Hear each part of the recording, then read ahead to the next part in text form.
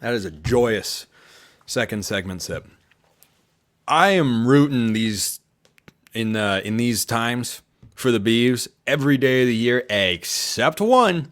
And on this one, I'd like to win by a score of 49-14. That's cool, and indeed it was. So I think the best part of this game for Oregon was, aside from overcoming the penalty, because again, I think that on the road that could have spiraled. Crowd was still in it, Beavers were still in it, and they came out and they responded in a big way. They made great halftime adjustments.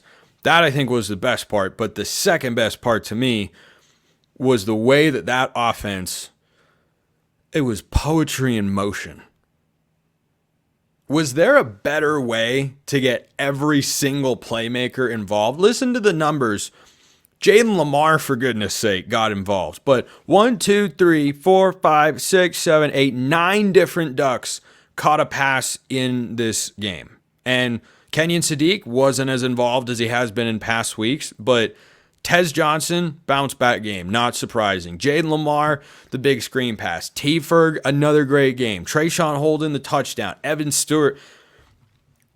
One thing about Evan Stewart that I love is he can be, on a day like this, the 5th leading receiver for the Ducks. And those 3 receptions for 26 yards were still mighty impressive because he just goes out there and is cooking.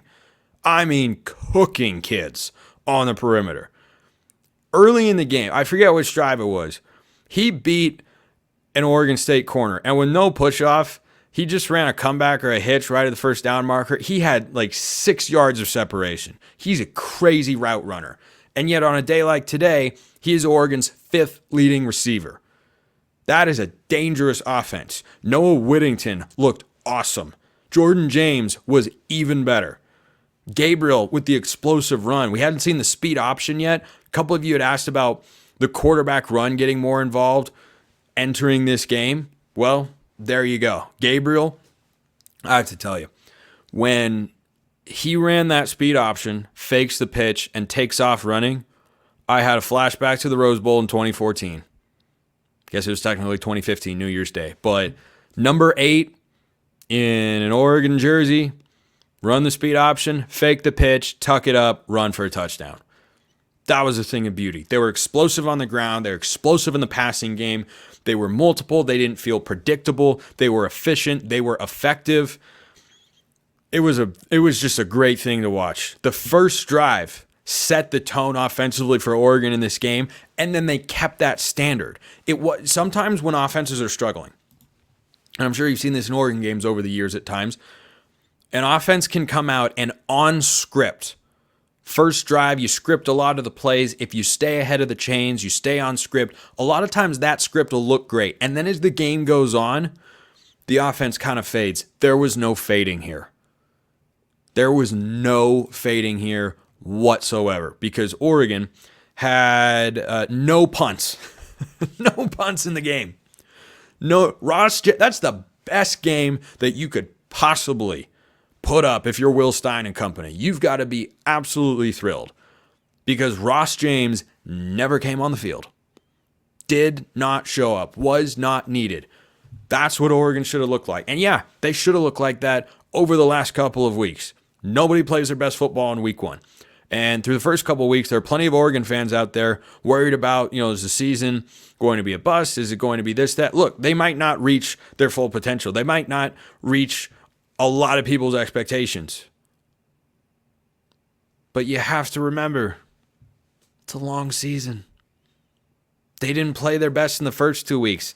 If you were worried about that, and I know a couple of you at least out there that were, did you think that was going to maintain itself for 12 weeks this year? If it had, then that'd be a problem. But now you have to take a better performance against Boise State, which I said going into this game and why I thought Oregon would win. And solid prediction out there from the Beaver YouTube commenters that said that Oregon State was going to win the game. That was solid. Like almost had it. Really, really, really close.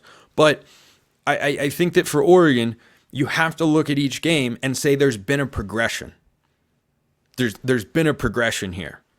Bad game, the worst performance of the Dan Lanning era against Idaho.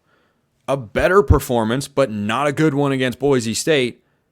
and this was a complete game for, I'll call it 6 of the 8 quarters, as in 4 quarters on offense, 4 quarters on defense. I think the first 2 quarters on defense were not good, but the second 2 literally cannot be any better when you pitch a shutout.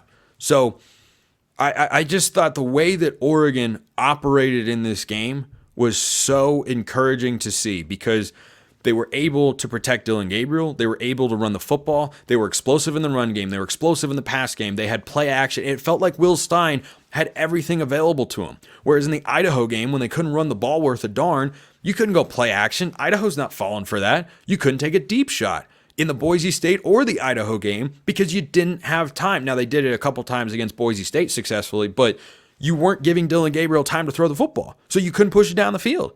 And then you come into this game, and admittedly, Oregon State ran a handful of 8-man coverages, which made it easier, but that offensive line, night and day. I mean, night and day. I'll talk about this more as the week goes on. Do you put Matthew Bedford in the starting lineup? That's a legitimately fair question with the way that group just played. I mean, they ran the football, they protected Gabriel, they did everything they needed to. I didn't see the final penalty yardage. I don't think it was very high. Oregon had 36 penalty yards in the game, and 15 of those were a bunch of crap. That's 21 penalty yards. I'll take that every day of the week and twice on Sunday. Over 300 passing, over 200 rushing at 240 yards. I mean, this was just complete and utter domination. Complete and utter domination by the Ducks. Did it take a little while to get going? Yeah. If you watch college football games, that happens a lot. Very rarely do you have, I think a lot of Oregon fans get to the Chip Kelly expectation where you're playing an inferior opponent, you're up 42-3 at the half. Okay, that wasn't normal. That's still not normal. There are some teams that do that. Go look around college football, though. Even teams that win big. Alabama beat Wisconsin, will just score 42-10 in Madison today. 42-10. How long did it take them to get that sort of lead? They needed a drive at the end of the first half to make it a 3-score game. Like, sometimes it takes a while, but eventually you enforce your will. And eventually you play better because you have better players across the board. I mean, Oregon's talent difference in this game showed up and they showed out. They were causing havoc. They were making life difficult for Oregon State offensively in the second half, and then they couldn't keep up. And that was one of the ways I felt like Oregon could pull away in this game. My score prediction was 31-20 and was only one score off with Oregon State's point total, but the offense put it together. They put it together. And this is always what this Oregon team has been capable of. I think there are some fans that, are worried or jumping ship or whatever because, well, they played so horribly in the first couple of weeks. They're not as good as they are on paper. No, that team is still in there. You just have to find it. You just have to pull it out. And sometimes it takes a little to get going. But that version of Oregon, that looked like a national title contender. That looked like a team that can beat Ohio State in a few weeks. That looks like a team that's winning at least 10 games in the regular season and making the college football playoff. And that was my favorite thing to watch. The fluidity and continuity with which Oregon played that game. 36 penalty yards and 15 of them absolute crap. Shout out to Devin Jackson and shout out to Bryce Betcher because Jeff Bossa is clearly not 100% and those two dudes are playing out of their minds.